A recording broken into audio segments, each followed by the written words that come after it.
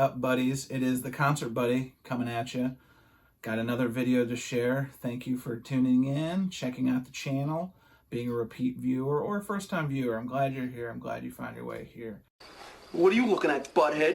I use this channel to share pickups, vinyl thoughts, information, opinions, what have you, about collecting records and the vinyl community at large. So if you like what you see, please don't hesitate to like or subscribe or share. Tell a friend. Tell me how much you hate the video in the comments, whatever. Just tell me something or be engaged. That's my number one ask when it comes to these videos, right? I just want to share and contribute, and hopefully you can do the same. So I had some pickups here in the last couple weeks that I'll probably share. I know some folks, if you got wind of me through the Instagram, you've seen a couple of these pickups lately, and I'll get to those in another video. But always a great dinner or post-dinner at the bar kind of conversation with friends that I have is talking about Mount Rushmores, right? Like Mount Rushmore in the sense of the greatest. Now, Mount Rushmore, you know, obviously the monument, the Dakotas,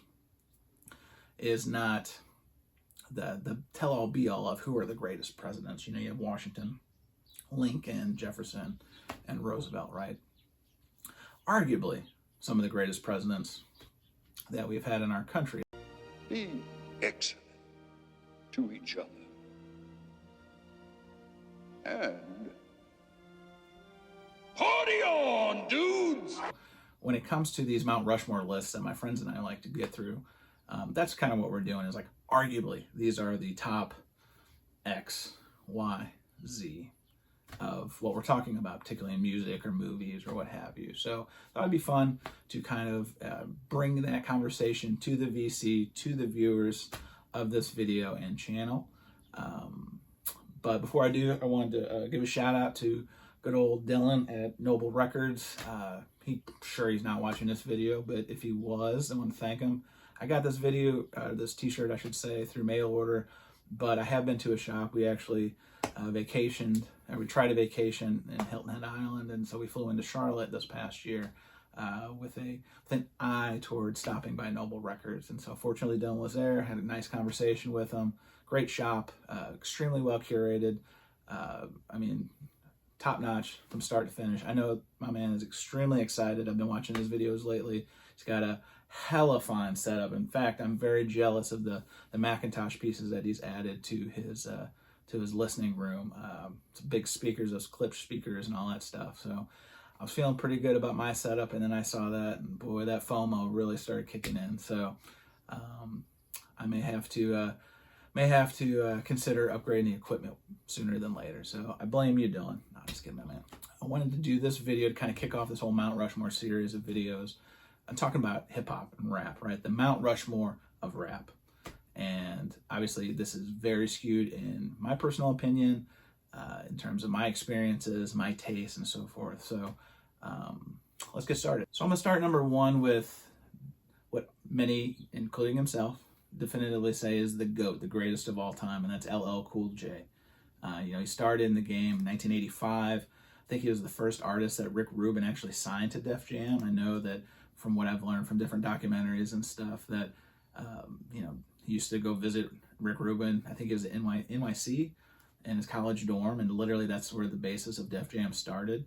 I was really tempted to maybe think about including Rick Rubin on this list. I mean, Rick Rubin obviously is a titan in the music industry, not just in hip hop, you know, starting Def Jam with LL Cool J and the Beasties and so forth, but even what he's done since as a producer. You know, he produced Tom Petty Wildflowers and some Dixie Chick stuff. And I mean, he's if you look at the pantheon in the last 20, 30 years of popular music, Rick Rubin has had his hands in different genres. The Johnny Cash stuff that he did toward the end of Johnny Cash's life. I mean, phenomenal work. But when it came to hip hop, I was tempted, but I figured it had to be artist driven. So with this LL Cool J, it's hard to argue he shouldn't be in the conversation. So he's definitely on my Mount Rushmore of rap. If you think about, you know, I Can't Live Without My Radio, or Mama Said Knock You Out, or even, you know, the different sounding songs that he put out, from I'm Going Back to Cali to I Need Love. It was like the first hip-hop love song, right? So LL Cool J, like, longevity. I mean, the guy is, and I'm not talking about the TV stuff, like got a different opinion on all that, right? It's kind of why Ice Cube, spoiler alert, won't be on my list.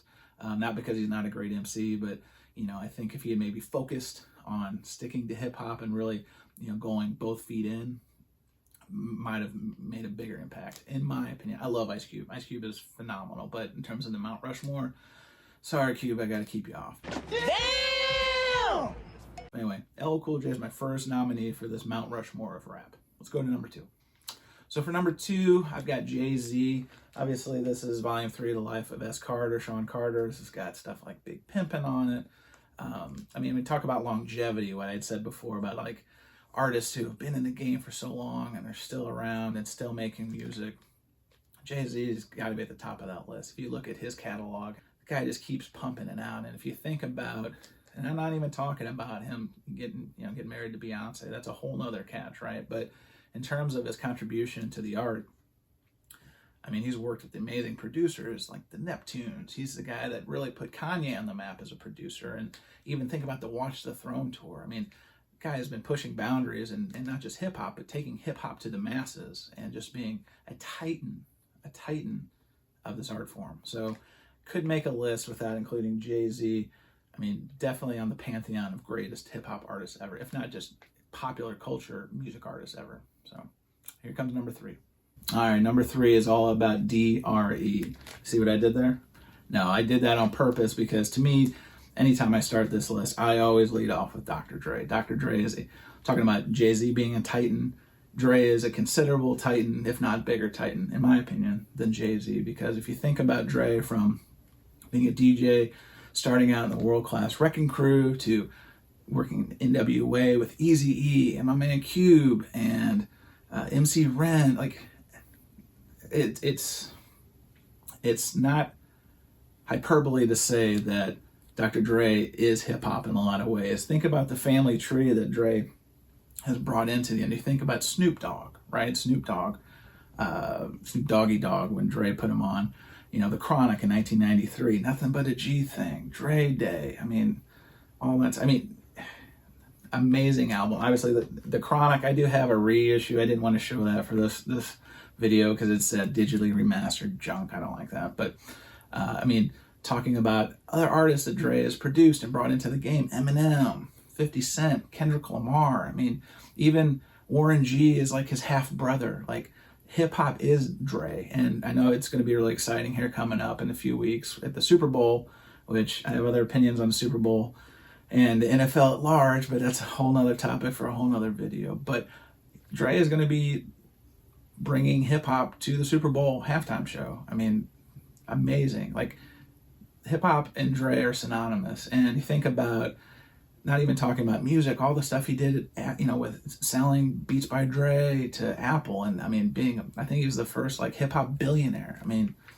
Phenomenal legacy in music that Dre is leaving to future generations, right? So number 3 on my list is DRE. Here's number 4. All right, so number 4 is kind of a toss-up. I don't have a record to show because I always get stuck when it comes to number 4 on this list. You can't be serious, man. You cannot be serious! Namely because for the longest time, I've always tried to bend the rules and say, number 4, people go Pac and Biggie. Which one is it? To me, they're like night and day and yin and yang. I can't have one without the other. They're both immensely legendary MCs, immensely legendary catalogs. So I couldn't have one and not include the other and bump those fellas off the list either. So for the longest time, 4 has usually been a 4A, 4B for me. But here recently, as I've been thinking and considering like how ingrained in our life hip hop is, I kind of keep number 4 open only because I think there's probably somebody that's just starting out now or hasn't even started out that'll probably be on that number 4 one day. Plus, how can I exclude artists like Kanye West? Kanye West, you can make a tremendous argument that Kanye could be on this list. Nas, you can make an argument, arguably one of the greatest lyricists and MCs in the game ever. You could make, like I said, Cube, you can make a nice argument for Ice Cube, you can make an argument for Eminem, you can make an argument for Run DMC. There are so many. So I've always used number 4 as a hinge point to, allow that conversation, that dinner conversation, bar conversation, what have you, to kind of have these fun conversations. And number 4 has always been one that I just haven't been able to settle on, right? So I know that's kind of a cop-out. It's kind of a cheap way of doing it. But for me, number 4 is to be determined. Number 4 can be any of those artists I said and more. So that, in essence, is my Mount Rushmore of rap. Who's on your Mount Rushmore of rap? Is it anybody I said? Am I forgetting anybody? Is it a woman coming up? Nicki Minaj maybe could be on that Mount Rushmore someday once gets a little more career under her feet. So who knows? Tell me below in the comments who you think would be, should be, could be, and would be on your Mount Rushmore of rap. So thanks for watching again. Let's get the word out. I'm trying to get the more folks, more eyeballs on the channel. So please, again, like, subscribe, comment, tell me it's trash, tell me it's great, tell me I should quit wearing hats in my videos. Tell me something. I just want to be engaged, but I want to thank you more importantly for watching this video. And until the next video comes around, I will spin you later. Well, well, well. How the turntables